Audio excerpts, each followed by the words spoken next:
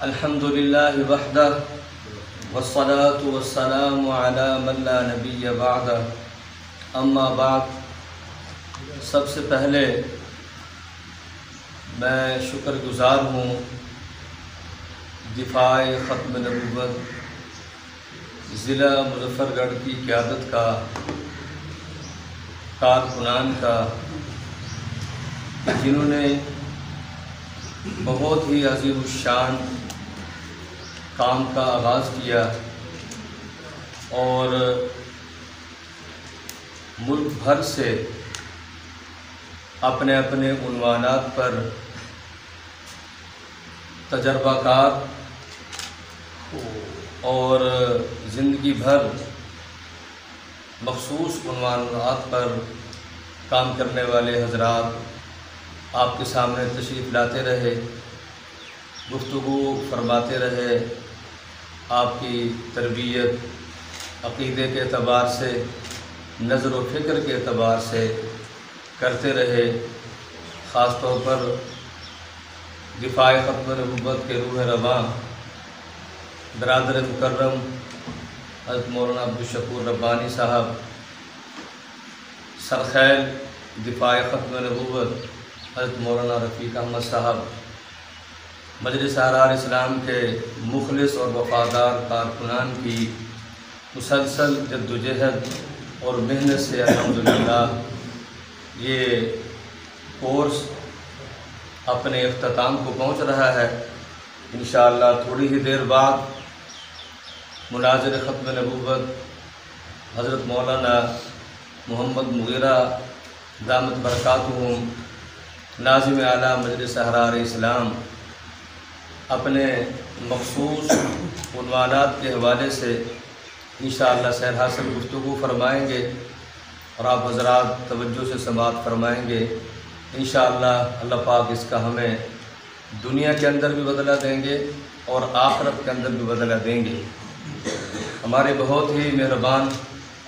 ابنائے امیر شریعت کے بہت ہی مقرب جناب محترم ماسٹر محمد شفیع صاحب تاریخ کے حوالے سے بڑی جامع گفتگو فرما رہے تھے۔ میں بھی ایک ادنا سا کارکن ہوں، آپ حضرات سے ایک دو باتیں عرض کر کے مہمان مکرم انشاءاللہ آپ سے مخاطب ہوں گے۔ پہلی بات تو یہ ہے کہ چونکہ ہم سب ہی اس عظیم الشان مشن میں کام کرنا اپنے لیے بہت بڑی سعادت سمجھتے ہیں، اور جیسا کہ محسن احرار خاتمۃ المحدثین مجاہد ختم نبوت حضرت علامہ انور شاہ صاحب سب قید رحمۃ اللہ علیہ، انہوں نے یہ بات ارشاد فرمائی تھی کہ جو بھی نبی کریم صلی اللہ علیہ وسلم کی ختم نبوت کا کام کرے گا، قیامت کے دن میں گارنٹی دیتا ہوں کہ اللہ تبارک و تعالیٰ اپنے حبیب کے صدقے میں اس کی بخشش فرما دیں گے۔ تو ہم سب کی نیت یہی ہونی چاہیے کہ اللہ تبارک و تعالیٰ قیامت کے دن حضور علیہ الصلوۃ والسلام کی شفاعت نصیب فرمائے اور ہم سب کی یہ کام بخشش کا ذریعہ بن جائے۔ ایک بات قیادت کے حوالے سے، دوسری بات کارکنان کے حوالے سے، اور آخری بات کہ ہمیں کام کو کس لہج اور کس نیت کے ساتھ کرنا چاہیے۔ یہ دو تین باتیں عرض کر کے ختم کرتا ہوں۔ سب سے پہلی بنیادی بات یہ ہے کہ حضرت معاذ بن جبل رضی اللہ تعالی عنہ کو جب نبی کریم صلی اللہ علیہ وسلم نے یمن کا گورنر بنا کر بھیجا تو اس وقت ان کے تشریف لے جانے کا جو منظر ہے وہ سیرت کی کتب کے اندر موجود ہے اور علماء اس واقعہ کو بیان کرتے رہتے ہیں۔ اس میں یہ منظر تھا کہ نبی کریم صلی اللہ علیہ وسلم پیدل چل رہے تھے اور اپنے اس خادم خاص کو سواری پر سوار کیا ہوا تھا اور ان کو گورنر بنا کر بھیج رہے تھے، اور انہوں نے عرض کیا یا رسول اللہ صلی اللہ علیہ وسلم،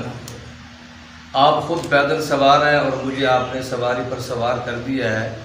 تو آپ نے ارشاد فرمایا میں اگر تمہاری عزت نہیں کروں گا جہاں تم جا رہے ہو وہ لوگ تمہاری عزت کیسے کریں؟ تو یہ ہے قیادت کے کارکن کے ساتھ اس طرز اور اس منہج نبوی پر اگر ہم کام کریں گے تو انشاءاللہ قیادت اور کارکن کے درمیان محبت و الفت بڑھے گی انشاءاللہ۔ دوسری گزارش یہ ہے کہ کارکن کا مقام کیا ہے، کارکن کی حیثیت کیا ہے۔ حضرت عثمان بن عفان رضی اللہ تعالیٰ عنہ کے حوالے سے ہم سبھی جانتے ہیں کہ نبی کریم صلی اللہ علیہ وسلم نے ان کو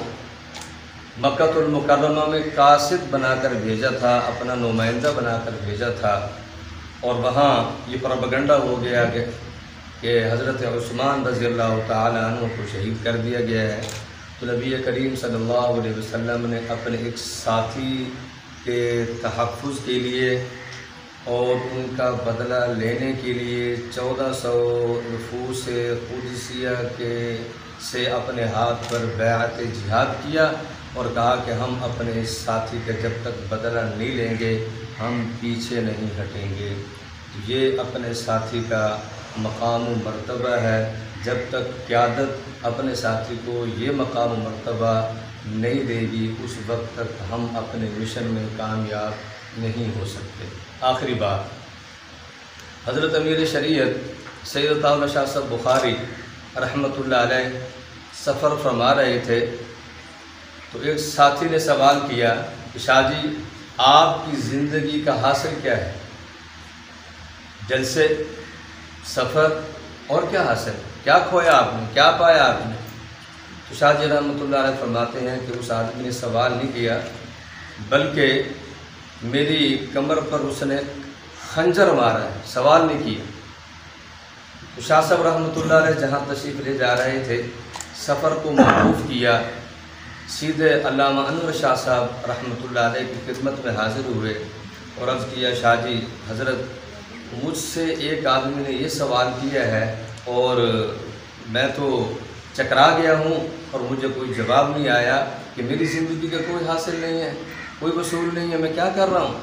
تو علامہ انور شاہ صاحب رحمۃ اللہ علیہ نے ایک ہی جملے کے اندر ساری بات، اور جیسے شاہ صاحب رحمۃ اللہ علیہ کے اندر جذبہ حریت اور ختم نبوت کے لیے ایسے جیسے کسی مجاہد کو کھڑا کیا جاتا ہے، شاہ صاحب رحمۃ اللہ علیہ نے ایک ہی جملے سے حضرت امیر شریعت رحمۃ اللہ علیہ کے اندر ایک اور آگ لگا دی، تڑپ پیدا کر دی۔ فرمایا شاہ جی ہمارے ذمے کام ہے، انجام نہیں ہے، ہمارے ذمے کام ہے، انجام نہیں ہے۔ تو میرے بھائیو، میرے دوستوں، میرے بزرگوں، ہم سب کے ذمے بھی کام ہے اور نتیجہ اللہ تبارک و تعالیٰ کے ہاتھ میں ہے، ہم کام کرتے چلے جائیں۔ اور مجلس احرار اسلام کا ماٹو بھی یہی ہے کہ جتنی بھی دین کے تحفظ کے لیے، دین کی بقا کے لیے، خاص طور پر ختم نبوت کے مشن کے لیے جتنی بھی جماعتیں کام کر رہی ہیں ہم سب ان کے معاون ہیں، ہم سب ان کے معاون ہیں، وہ ہمارا ہی کام کر رہی ہیں۔ اور قائد حرار سید محمد رفیع بخاری مدذلہ بار بار ہمیں یہ پڑھا رہے ہیں، درس دے رہے ہیں کہ مسلمانوں کے اندر یہ چیز پیدا کرو کہ اب مسلمانوں کو کافر بنانا چھوڑ دو، بلکہ غیر مسلموں کو دعوت اسلام دے کر ان کو اسلام کے اندر داخل کریں۔ دو محاذ ہمارے سامنے، ایک مسلمانوں کا عقیدہ ختم نبوت کا تحفظ ہے، دوسرا قادیانیت کے اندر کام کرنے کا طریقہ کار ہے۔ میں نے بھی برادر مکرم مولانا عبدالشکور ربانی صاحب سے بھی عرض کیا کہ قادیانیت کے اندر آج کے دور کے اندر دعوت و تبلیغ کو اور منہج نبوی کے اصول کے مطابق شروع کریں۔ قادیانیت اپنی موت مر چکی ہے،